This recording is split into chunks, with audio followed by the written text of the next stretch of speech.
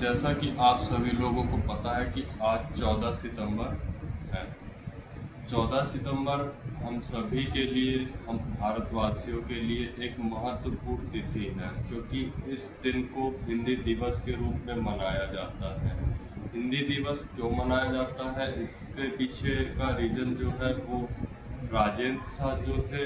उन्होंने हिंदी को राजभाषा बनाने के लिए कई सारे कवियों को का समूह एकत्रित किया, जिनमें महत्वपूर्ण कवि थे काका कालेलकर, हजारी प्रसाद द्विवेदी और सेठ गोविंद दास।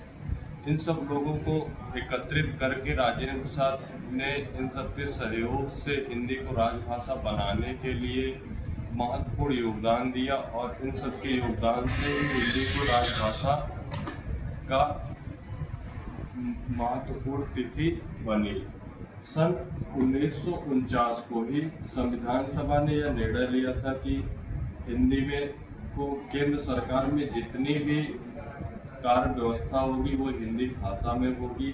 और इन्हीं सब के आधार पर इसको हिंदी दिवस के रूप में 14 सितंबर मनाया जाने लगा। हिंदी दिवस को राजभाषा बनाने का सबसे बड़ा रीजन था क्योंकि भारत देश में सबसे ज़्यादा हिंदी भाषी लोग हैं, और विश्व में तीसरे नंबर पर हिंदी भाषा बोली जाती है। इतना सब कुछ होने के बाद भी आज तक हम लोग हिंदी भाषा को संयुक्त राष्ट्र संघ से नहीं जोड़ पाए हैं, उसमें मान्यता नहीं दिला पाए हैं, जबकि योग दिवस के लिए 177 देशों ने समर्थन करके उसको संयुक्त राष्ट्र संघ से जोड़ दिया है, और हम लोग हिंदी भाषा के लिए 129 देशों को नहीं जोड़ पा रहे हैं। ये हमारा वो माना जाए या फिर कहा जाए दुर्भाग्यता है, क्योंकि योग भी हमारे देश भारत की ही एक वो है जिसके लिए 177 देशों ने अपना योगदान दिया, और हिंदी भाषा जो कि संपूर्ण विश्व में तीसरे नंबर पर बोली जाती है, उसके बावजूद आज तक इसको संयुक्त राष्ट्र संघ का हिस्सा नहीं बनाया जा सका है। तो इस सब के पीछे मेरा एक और उद्देश्य है कि जो लोग भी बाहर अभी जो भारत देश में, वो लोग तो खैर सेलिब्रेट मना ही रहे हैं 14 सितंबर हिंदी दिवस के रूप में। जो बाहर देश विदेश में भी हैं, उन लोगों को भी इस दिवस को महत्वपूर्ण मानना चाहिए, और जहां भी हैं,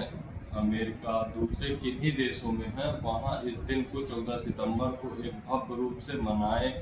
संगोष्ठी आयोजित करें, ताकि इस दिन के बारे में और लोगों को पता चलना चाहिए। आप सभी से भी एक ही बात कहना चाह रहा हूँ कि इस दिवस को थोड़ा मान्यता दें, बताएं, जाने पहचाने। और इसकी मुहिम की शुरुआत 1918 में हो गई थी, जब गांधी जी ने हिंदी साहित्य सम्मेलन कराया था। ये 1949 में इसकी परिचर्चा हुई, और मान्यता 1953 में 14 सितंबर के दिन ही दी गई थी, क्योंकि 14 सितंबर को राजेंद्र प्रसाद का 50वां जन्मदिन था। और राजेंद्र प्रसाद के जन्म दिवस के अवसर पर, क्योंकि सबसे बड़ा योगदान राजेंद्र प्रसाद का था, इसी वजह से उन्हीं के जन्म दिवस पर इसको 14 सितंबर को हिंदी दिवस के रूप में मनाया गया। और इसमें पुरस्कार भी दिए जाते हैं हिंदी दिवस के रूप में, जैसे कि राष्ट्रभाषा कीर्ति पुरस्कार ये लोगों को दिया जाता है, और राष्ट्रभाषा गौरव पुरस्कार ये किसी विभाग या संस्था को दिया जाता है। और